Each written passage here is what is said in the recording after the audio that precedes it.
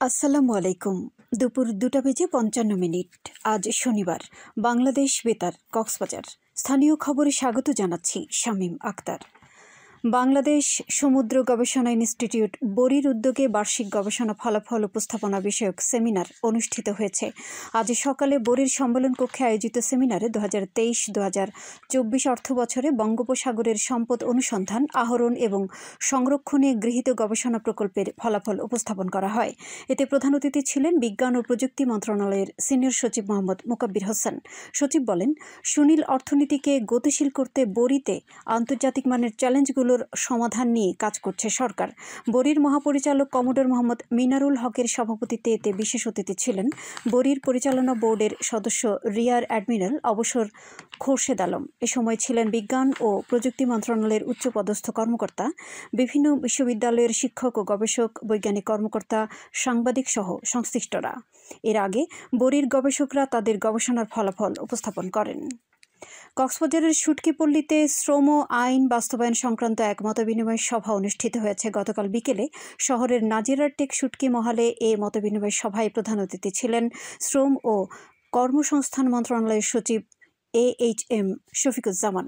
প্রধান অতিথির বক্তব্যে সচিব বলেন, দেশের বৃহৎ শুটকি উৎপাদন এলাকা নাজিরার টেক। এখানে প্রায় 20,000 নারী পুরুষ শ্রমিক হিসেবে কাজ করছে। তাদের অধিকার বাস্তবায়নে কাজ করা হবে বলে জানিয়ে সচিব AHM শফিকুজ্জামান বলেন, শুটকিপল্লীতে যেসব শিশু শ্রমিক কাজ করছে তাদের শিক্ষা স্বাস্থ্য নিয়ে প্রয়োজনীয় পদক্ষেপ নেওয়া হবে।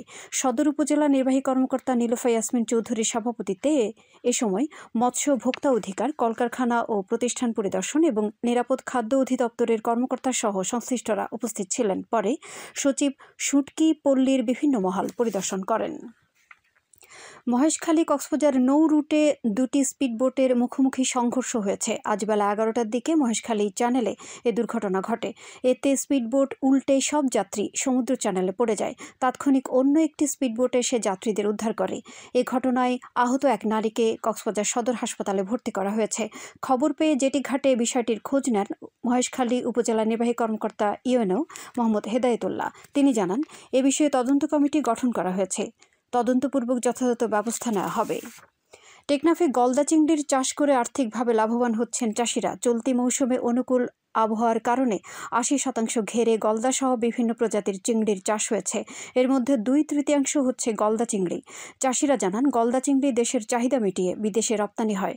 টেকনাফে এবছর 223 হেক্টর ঘেরে গলদা চিংড়ির চাষ হয়েছে জানিয়ে উপজেলা মৎস্য কর্মকর্তা মোহাম্মদ দেলোয়ার হোসেন জানান, চাষিদের উন্নত জাতের চিংড়ি পোনা নির্বাচন, পরিচর্যা, খাদ্য সংরক্ষণ ও বাজারজাতকরণ বিষয়ে পরামর্শ ও প্রশিক্ষণ প্রদান করা হচ্ছে। টেকনাফে পুরোদমে শুরু হয়েছে বুড়ো চাষ। কৃষকেরা বুড়ো আবাদের জন্য জমি তৈরি ও চারা রোপণে ব্যস্ত সময় পার করছেন।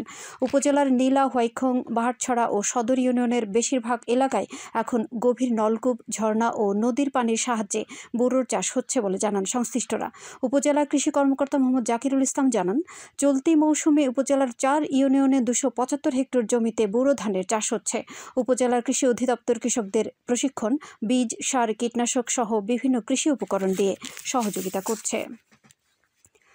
আবহাওয়া। দুপুর 12টা পর্যন্ত 24 ঘন্টার পূর্বাভাসে বলা হয়েছে, অস্থায়ীভাবে আংশিক মেঘলা আকাশও আবহাওয়া শুষ্ক থাকতে পারে। সেই সাথে মধ্যরাত থেকে সকাল পর্যন্ত হালকা থেকে মাঝারি ধরনের কুয়াশা পড়তে পারে। কক্সবাজার সমুদ্র বন্দরের জন্য কোনো সংকেত নেই। আগামী 24 ঘন্টায় দিন ও রাতের তাপমাত্রা সামান্য বৃদ্ধি পেতে পারে।